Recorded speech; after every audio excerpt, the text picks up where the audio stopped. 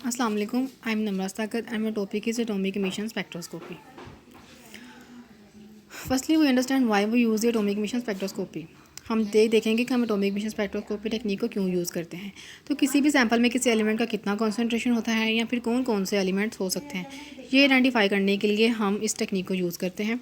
Sample के तौर पर हम यहाँ ले सकते हैं फूड प्रोडक्ट्स, जैसे कि रेडीमेड फूड्स जो कि मार्केट्स में मिलते हैं।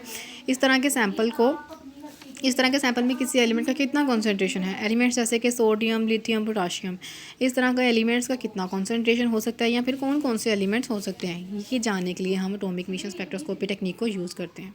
Atomic emission spectroscopy is a method of chemical analysis that uses the intensity of light emitted from a flame, plasma, arc, and spark at a particular wavelength to determine the quantity of an element in a sample. हम intensity of light के through ये identify करते हैं कि element जो है वो sample में कौन सा प्रेजेंट है। The wavelength of the atomic spectral lines gives the identity of an element. Wavelength के थ्रू हम आइडेंटिफाई करते हैं एलिमेंट को कि कौन सा एलिमेंट सैंपल में प्रेजेंट है। While the intensity of the emitted light is proportional to the number of the atoms of element. It is also called the flame photometry. इसे हम flame photometry का नाम भी देते हैं। ये हम डिस्कस करेंगे कि हम क्यों देते हैं।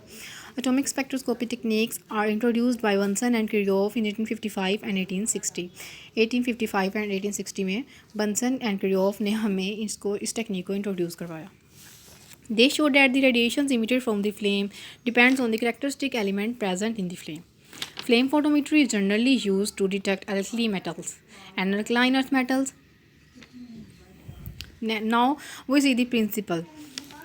हम कैसे आइडेंटिफाई कर पाते हैं कि किसी सैंपल में किसी एलिमेंट का कितना कॉन्सेंट्रेशन है या कौन से एलिमेंट है।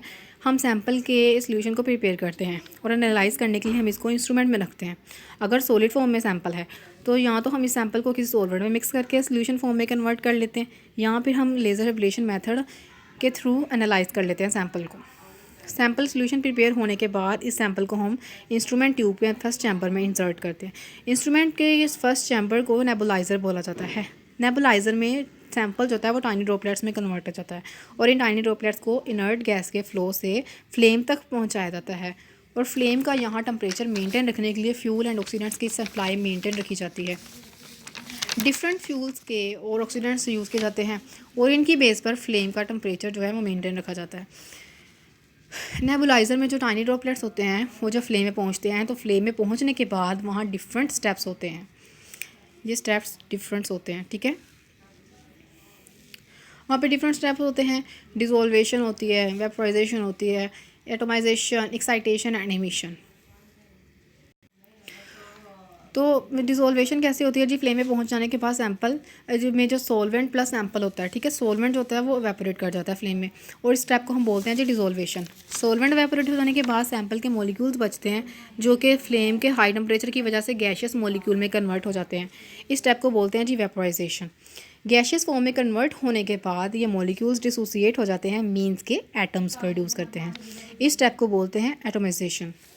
यहाँ पर क्योंकि एटम्स प्रोड्यूस होते हैं तो फ्लेम को हम एटमाइज़र का नाम देते हैं, ठीक है, क्योंकि फ्लेम का टेम्परेचर हाई रहता है। जो एटम्स प्रोड्यूस होते हैं वो इस फ्लेम को थर्मल एनर्जी को एब्जॉर्ब करके इस फ्लेम की थर्मल एनर्जी को एब्जॉर्ब करते हैं और हायर एनर्जी स्टेट में पहुँच जाते हैं। और हाई एनर्जी स्टेट में पहुंच जाने के बाद, जबकि हम जानते हैं कि जो इलेक्ट्रॉन्स हाई एनर्जी स्टेट में एनर्जी अब्जॉर्ब करके पहुंच जाते हैं, इलेक्ट्रॉन्स जब हाई एनर्जी अब्जॉर्ब करते हैं तो वो ग्राउंड स्टेट से एक्साइटेड स्टेट में चले जाते हैं। तो इस स्टेप को हम बोलते हैं कि एक्साइटेशन। हायर एनर्जी स्टेट में पहुंचने के बाद ये अनस्टेबल हो जाते हैं और ये एटम अनस्टेबल क्यों होते हैं जी? क्योंकि एनर्जी हाई होती है, तो ये वापस स्टेबल फॉर्म में आने के लिए एनर्जी को रिलीज़ करते हैं। इस स्टेप को बोलते हैं जी एक्साइटेशन, इमिशन।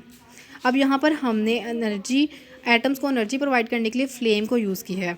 हम इसको फ्लेम फोटोमेट्री इसलिए कहते हैं क्योंकि हमने फ्लेम को यूज़ किया है। कुछ इंस्ट्रूमेंट में यहाँ पे हम एटम्स को एनर्जी प्रोवाइड करने के लिए डिफरेंट सोर्सेज यूज़ करते हैं, ठीक है, आर्क, स्पार्क एंड प्लाज्मा। तो इसकी बिना पर जो फ्लेम एटॉमिक मिशन स्पेक्ट्रोस्कोपी है वो डिफरेंट हो जाती है। अगर हम फ्लेम यूज़ कर रहे हैं तो फ्लेम एटॉमिक एमिशन स्पेक्ट्रोस्कोपी कहलाएगी। अगर हम स्पार्क एंड आर्क यूज़ कर रहे हैं तो स्पार्क और आर्क एमिशन स्पेक्ट्रोस्कोपी कहलाएगी। प्लाज्मा की बेस पे inductively coupled plasma atomic emission spectroscopy कहलाएगी। तो ये प्रिंसिपल में हमारे पास डिफरेंट स्टेप्स हैं कि किस तरह से, जैसे मैंने आपको ये बताया कि सबसे पहले डिसोल्वेशन हो जाएगी, ठीक है। सैंपल जो है वो नेबुलाइज़र के थ्रू फ्लेम में जाएगा, सोलवेंट एवेपोरेट कर जाएगा और गैशियस मॉलिक्यूल्स में कन्वर्ट हो जाएंगे और फिर वहाँ पे एटोमाइजेशन होगी, मींस के जब गैशियस मॉलिक्यूल डिसोसिएट करेंगे और एटोमाइजेशन के बाद वहाँ पे एनर्जी को अब्जॉर्ब करेंगे एटम्स जो होंगे, और वो एक्साइटेड स्टेट में जाएंगे और एनर्जी को अब्जॉर्ब करते हुए फिर एनर्जी रिलीज़ करते हुए ग्राउंड स्टेट में आएंगे, जिसे हम एमिशन कहते हैं, ठीक है। तो ये हमारे पास पूरा प्रोसीजर है, प्रिंसिपल है। तो यहाँ पे हम देखते हैं कि qualitative analysis and quantitative analysis क्या चीज़ है। क्वालिटेटिव एनालिसिस ये होगी कि हम अगर कि हम ये रिकॉग्नाइज़ करेंगे, आइडेंटिफाई करेंगे कि कौन से सैंपल के कौन सा एलिमेंट प्रेजेंट है। सैंपल में किसी भी एलिमेंट को रिप्रेजेंट आइडेंटिफाई करने के लिए हम जो भी आइडेंटिफाई किस तरह से करेंगे वो होगी हमारे पास क्वालिटेटिव एनालिसिस। और अगर हम सैंपल में मौजूद एलिमेंट्स की कंसनट्रेशन को आइडेंटिफाई करेंगे तो हमारे पास होगी क्वांटिटेटिव एनालिसिस, उसे हम क्वांटिटेटिव एनालिसिस कहेंगे। The temperature of the flame must be 2000 degree kelvin और अबव।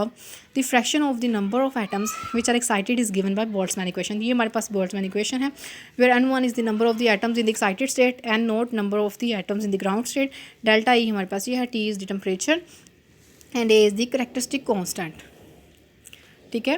तो ये हमारे पास जो डायग्राम शो हो रही है, ये हमारे पास जितने भी स्टेप्स, ये डिसोल्वेशन, वेपोराइजेशन, एटोमाइजेशन, एक्साइटेशन, एमिशन, ये तमाम प्रोसीजर्स हमारे पास फ्लेम में हो रहे हैं। तो ये हमारे पास डायग्राम हमें ये शो कर रही है कि ये तमाम प्रोसीजर ये फ्लेम में हो रहे हैं और जितने भी ये फ्लेम में प्रोसीजर है इसकी डायग्राम के थ्रू हमने इसको रिप्रेजेंट किया। आई थैंक यू।